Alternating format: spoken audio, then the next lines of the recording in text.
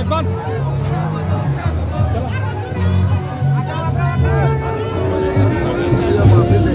हमारे home minister साहब नड्डा जी आते थे, तो इस तरह जैसे उत्साह दिखा दिया। लेकिन त्रिपुरा का कोई लीडर इस तरह आते हैं और जिस तरह मैंने इनको उत्साह हमने देखा, ये तो आप समझ लो आने वाले दिन डीसी में क्या होने जा रहा है और 28 में क्या इलेक्शन होने जा रहे हैं। खास करके जनजाति में उत्साह मैंने देखा, ये क्या बताऊं, इतना अच्छा लगा मुझे। और मैं समझता हूँ जो देश के सुरक्षा के लिए और देश का डेवलपमेंट के लिए जिस तरह माननीय प्रधानमंत्री जी काम कर रहे हैं और हमारा डबल इंजन की सरकार जिस तरह काम कर रहे हैं, तो इसके कारण और सबसे बड़ी बात है यहाँ पर जिस तरह शांति जिस तरह प्रतिष्ठित हुआ नॉर्थ ईस्टर्न रीजन में और त्रिपुरा में जिस तरह शांति लॉ एंड ऑर्डर सिचुएशन इतना अच्छा हुआ। मैंने कुछ भी हो डेवलपमेंट तो माननीय प्रधानमंत्री जी बीजेपी नेतृत्वाधीन कोई भी सरकार हो उसमें डेवलपमेंट के बिना कोई काम नहीं। डेवलपमेंट और डेवलपमेंट में कोई राजनीति होता नहीं।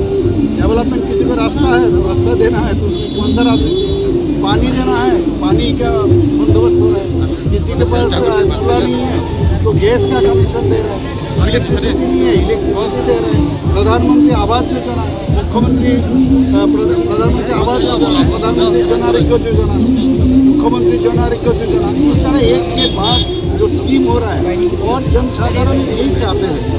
और खास करके अभी जो गांव में हम लोग रूरल एरिया में आप जानते हो 75% है पूरा देश में 75% रूरल एरिया, त्रिपुरा में भी 75% रूरल एरिया।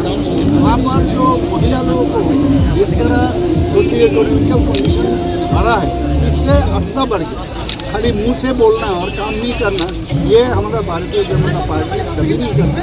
और ये एकदम यही विषय को लेके आप उत्साह आज हमने देखा, आप खुद भी देखे हो यहाँ पर कितना उत्साह।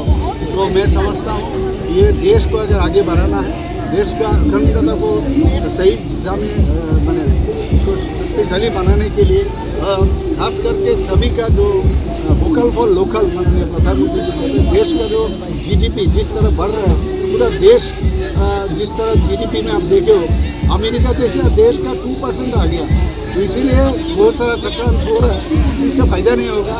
हमारे पास ऐसा मजबूत एक लीडर है जिसका नाम है प्रधानमंत्री।